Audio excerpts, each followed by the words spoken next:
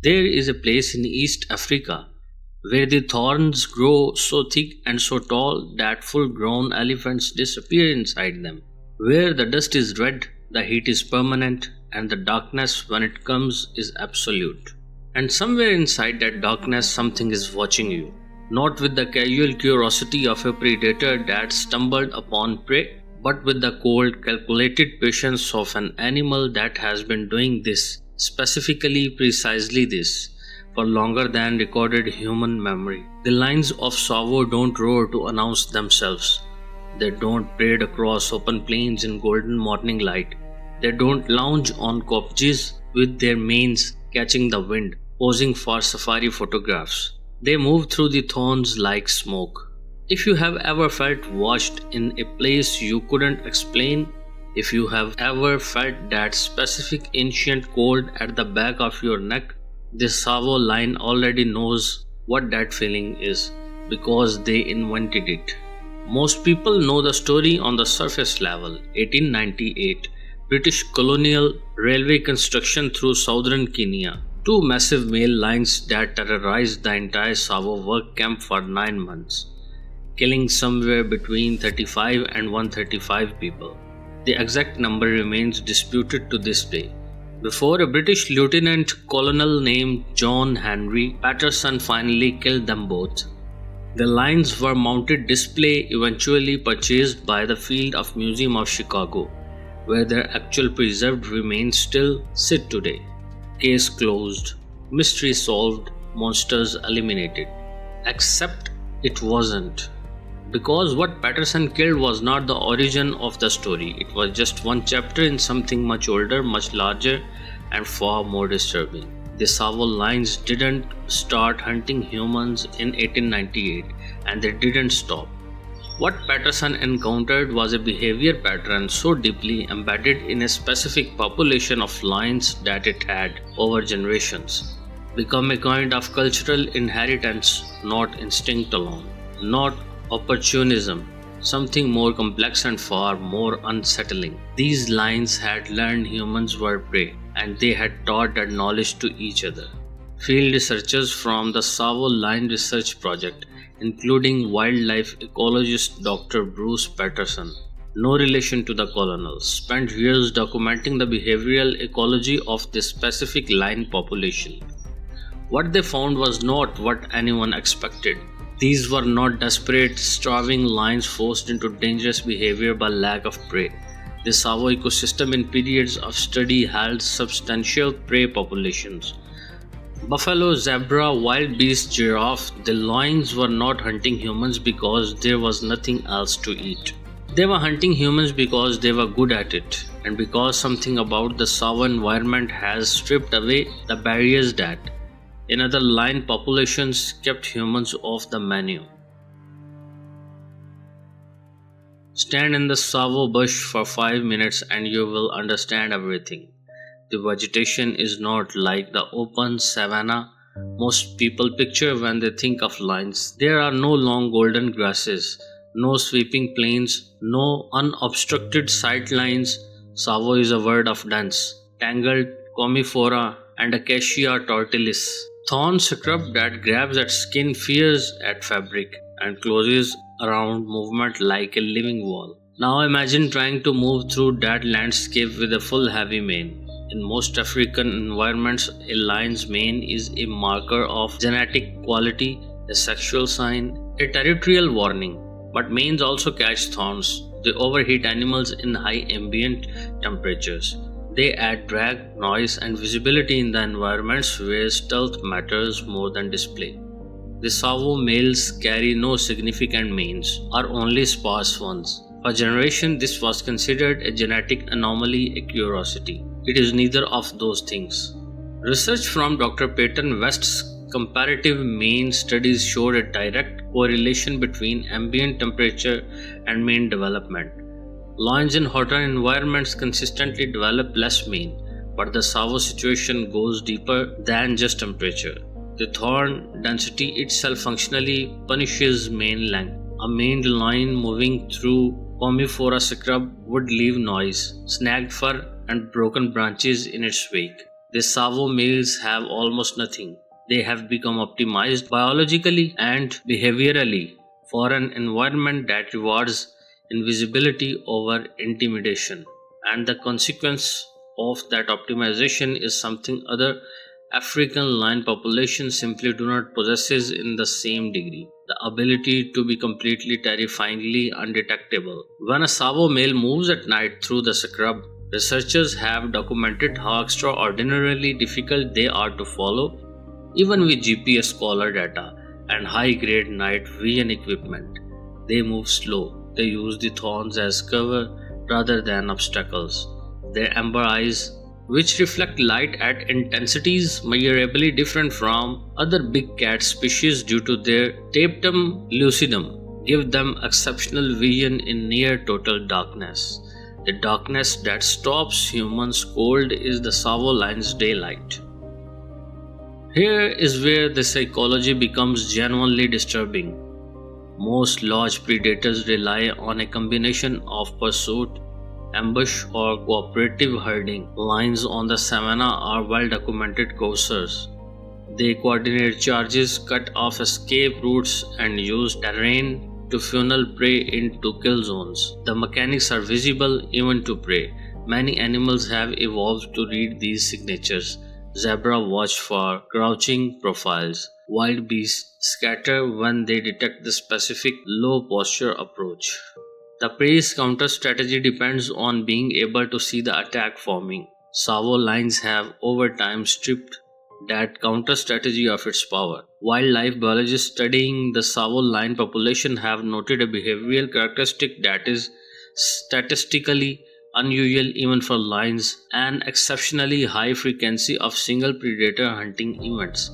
While savanna lions rely heavily on coordinated pride hunts, Tsavo males frequently hunt alone, and they do it with success rates that should, by every conventional metric, be impossible for a lone ambush predator of their size. The reason is the landscape itself. In the Tsavo scrub, a male lion can position himself downwind of a game trail, lower his 400 plus pound body into a natural depression, and becomes, for all practical purposes, invisible to an approaching animal until the distance is less than 3 meters, less than 10 feet. The margin between standing alive and being struck is a single human breath. But the human dimension of this is where it gets genuinely chilling. Unlike most prey species, humans carry fire. Humans build shelters. Humans create group living situations that historically should make them almost predator proof against apex threats that evolved to hunt animals incapable of organized defense. In 1898, Tsavo lions bypassed all of it. Patterson's accounts and the later zoological analysis of the skulls of the two lions, which showed dental pathology suggesting one had chronic tooth pain, potentially driving atypical feeding, don't fully explain how two animals consistently penetrated a camp of hundreds of workers who posted guards, built thorn barricades, lit fires, and slept in groups. The lions came anyway. One theory supported by behavioral analysis of the actual skull geometry is that these specific animals had learned to identify and exploit the precise gaps in human defensive behavior. The moment guards felt drowsy, the section of thorn fence furthest from the main fire. The nights when rain reduced fire effectiveness and sound carried differently. These are not random, opportunistic strikes. These are calculated predator assessments made by animals intelligent enough to model human behavior and find the error in it. The most quietly disturbing piece of Tsavo lion research is not about the manes, or the hunting style, or the historical kill count. It's about how the behavior persisted. Patterson killed his two lions in December 1898.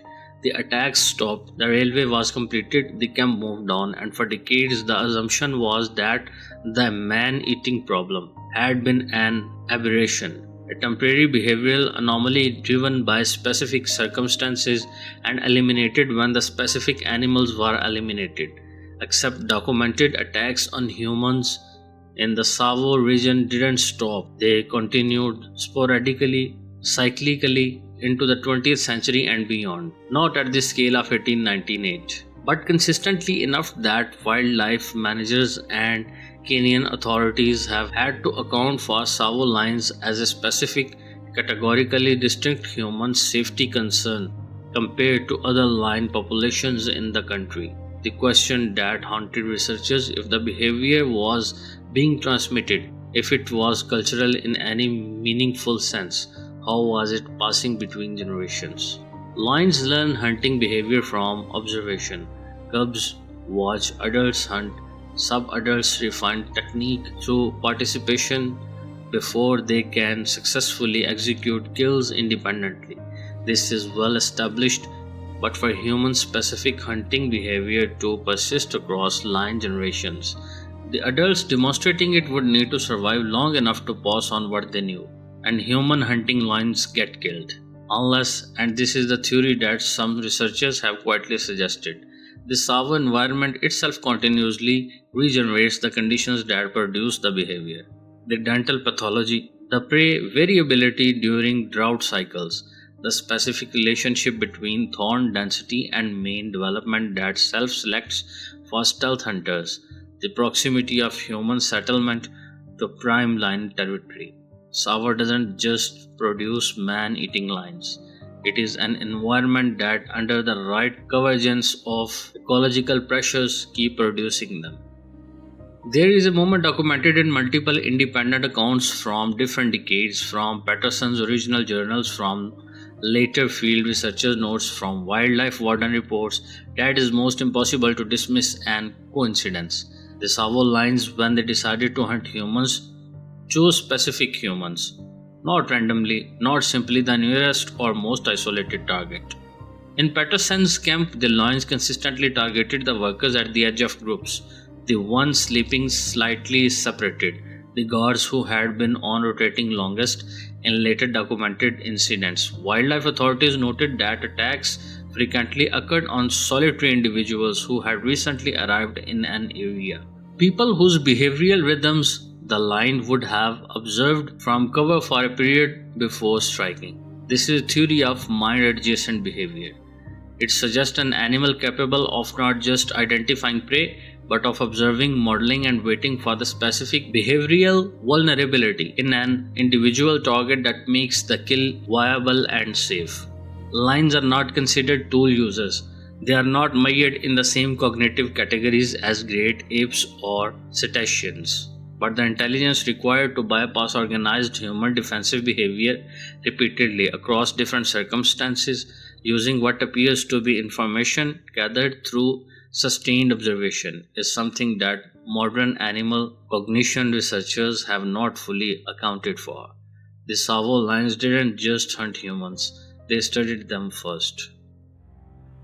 The Tsavo Conservation Area today is one of the largest protected wildlife zones in all of Africa. Tsavo East and Tsavo West together cover roughly 20,000 square kilometers. The Red Dust Roads, the Lugard Falls, and Utah Plateau, all of it sits inside an ecosystem that, from a tourist's perspective, is one of the most breathtaking on earth.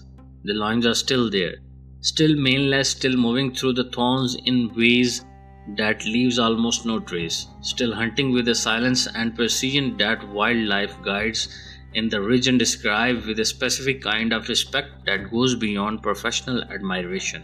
Attacks on humans remain reported not at 1898 levels, but the Tsavo Lions Research Project's data confirm a consistent pattern of human-wildlife conflict in the region that remains distinct from other major lion territories across Kenya and Tanzania. The ecosystem is not domesticated, it has not been specified. The thorns still close like walls and around anything that enters them, and at twilight, at the specific hour when the red dust catches the last horizontal light and the shadows turn the scrub into a world of angles and darkness, there is a moment that every experienced field researcher in Tsavo will tell you about. The moment where you realize without being able to say exactly what changed that you are no longer alone, not startled by a sound, not triggered by a movement, just that ancient cold at the back of the neck, and somewhere in the thorns, an amber eye catches no light at all, because it already facing the other direction, already watching something else, already calculating. Every generation, humanity convinces itself it has mastered the natural world, that we have mapped its pattern, decoded its dangers, and settled our place at the top of the hierarchy. And then, somewhere in a place like Tsavo, where the thorns grow thick and dust is red and the darkness is absolute, a lion with no mane and no sound and no mercy looks at a human being and sees exactly what we have always actually been. No matters of the wild, not observers from the behind glass, prey that not lucky for a while. This is WildLabX. If the natural world terrifies and fantasizes you in equal measure, subscribe because we are just getting started.